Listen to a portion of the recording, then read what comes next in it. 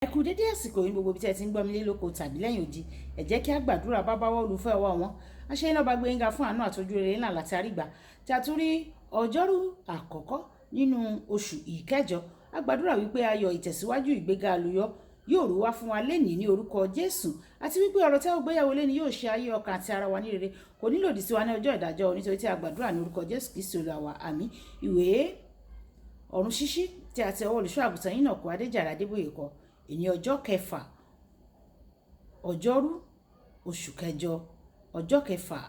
Àkòrí tí a ò gbéyàwó lè sọ pé àánú àkúnwọ́sílẹ̀, àánú àkúnwọ́sílẹ̀. A mú bíbélì àkọ́sórí wa nínú ìwé Éfésù orí ìkejì ẹsẹ̀ ìkẹrin dé ìkarùn-ún.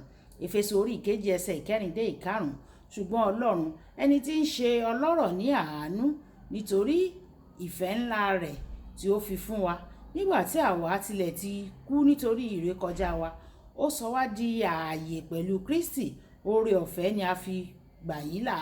Ìgbà tí a mú bíbélì kíkà wa nínú ìwé Máàkù orí ìkíní ẹsẹ̀ 40 títí dé ẹsẹ̀ ìkarùndínláàádọ́ta.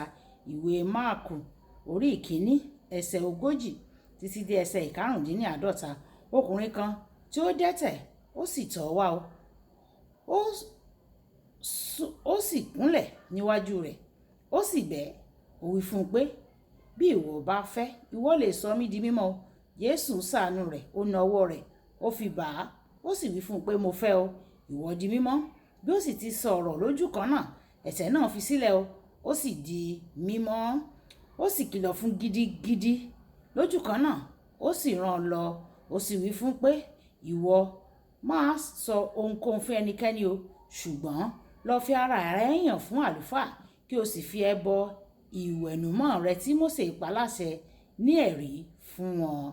Ṣùgbọ́n ó jáde, ó sì bẹ̀rẹ̀ sí ní kó kìkì rẹ̀ àti sí ìtàn ọ̀rọ̀ náà. Ó sì tan ọ̀rọ̀ náà kalẹ̀ tó bẹ́ẹ̀ tí Jésù kò lè wọ ìlú náà ní gbangba mọ́, ṣùgbọ́n ó wà lẹ́yìn odi níbi jù. Wọ́n sì tọ̀ ọ́ wá láti ìhà gbogbo. Wàyí ẹ tẹ́tí bẹ̀lẹ̀ jẹ́ láti gbọ́ ohun tí olùṣọ́ àgùntàn Enoch Adéjàre Adébóyè ní fún wa ní èní ọjọ́rú. Ọ̀pọ̀ nínú àwọn àgùdá Ọlọ́run ni a lè rí nínú Bíbélì. Ọ̀kan nínú wọn ni pé ó jẹ́ aláàánú. Ẹsẹ̀ àkọ́sórí wa tòní sọ pé ó pọ̀ ní àánú o. Èyí túmọ̀ sí pé ó ní ju èyí tí gbogbo ènìyàn lè nílò lọ. Bẹ́ẹ̀ náà kò lè tán. Bíbélì tún sọ nínú ìwé orin Dáfídì orí ìkejìléní-ọgọ́ta ẹsẹ̀ ìkejìlá pẹ̀lúpẹ̀lú, Olúwa tìrẹ ni àánú. Ìtàn Bíbélì tó wà lókè yìí sọ fún wa pé àánú jẹ́ ti Ọlọ́run níbi Bíbélì kíkà ti òkè yìí. Nígbà tí nǹkan bá jẹ́ ti ènìyàn tí ó nífẹ̀ẹ́ rẹ, ó mọ̀ dájú pé yóò fún ọ ní nǹkan tó wù nígbàkúgbà tí o bá nílò rẹ̀. Èyí túmọ̀ sí pé níwọ̀n ìgbà tí o bá jẹ́ ti Ọlọ́run, àánú rẹ̀ wà fún ọ ní ìgbà gbogbo.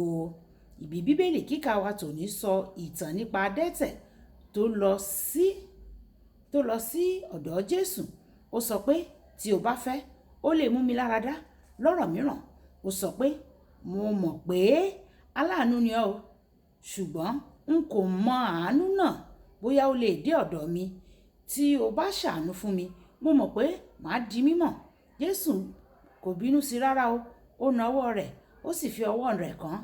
Ní ayé ìgbà yẹn o, ó jẹ́ èèwọ̀ láti fi ọwọ́ kan adẹ́tẹ̀. Ṣùgbọ́n nígbà tí àánú búyọ fún ènìyàn, ó lè dá gbogbo ìlànà ènìyàn rú. Jésù tún ṣe àtúnṣe èrò ọkàn adẹ́tẹ̀ náà. Ó sọ fún un pé, mo fẹ́, ìwọ di mímọ́. Jésù fi hàn pé àánú wà ní ìgbà gbogbo fún àwọn tó bá tọ̀ ọ́ wá. Ọlọ́run kì í fa ọwọ́ àánú rẹ̀ kúrò lọ́dọ̀ àwọn tó bá képe o, tí wọ́n bá képe fún un. Nígbà tí Bátílómíù afọ́jú képe fún àánú nínú ìwé Máàkù orí ìkẹwàá ẹsẹ̀ ìkẹrìndínláàádọ́ta títí dé ẹsẹ̀ ìkejìléní-àádọ́ta. Jésù gbọ́ tirẹ̀, ó sì dáhùn. Nígbà tí bàbá kan kígbe fún àánú nípa ọmọ rẹ̀ tí ẹ̀mí èṣù ń jẹ níyà, Jésù dáhùn, ó sì tú ọmọ náà sílẹ̀ nínú ìwé Máàkù orí ìkẹtàdínlógún ẹsẹ̀ ìkẹrìnlá títí dé ẹsẹ̀ ìkejìdínlógún. Nígbà tí obìnrin Kénáánì kígbe fún àánú nípa ọmọ rẹ̀, bí ó tilẹ̀ jẹ́ pé kò tíì tó àsìkò fún àwọn kèfèrí láti ní ìrírí àánú ìgbàlà Ọlọ́run, Jésù dáhùn ó sì mú ọmọbìnrin náà lára dá. Ìwé Mátíù orí ìkàndógún ẹsẹ̀ ìkejìléníogún títí dé ẹsẹ̀ ìkejìdínlọ́gbọ̀n. Ní orúkọ tó ju gbogbo orúkọ lọ, mo gbàdúrà pé àánú Olúwa yóò wá orí, yóò mú ọ pé ní gbogbo ẹ̀ka ìgbésí ayé rẹ. Àmín. Àánú Olúwa tóbi o. Ìwé orin Dáfídì orí ìkẹtàdínlọ́gọ́ta ẹsẹ̀ ìkẹwàá ó sọ fún wa pé àánú rẹ̀ ó dé ọ̀run, ó tóbi dé ọ̀run. Àmọ́ ṣá, bí àánú Olúwa ṣe tóbi tó, ó wà fún àwọn tí yóò yí padà ní tòótọ́ kúrò nínú àwọn ẹ̀ṣẹ̀ wọn, tí wọ́n yóò sì jọ̀wọ́ ayé wọn fún Jésù, tí wọ́n yóò sì ṣe ìlérí láti gbé ìgbé ayé ìwà mímọ́.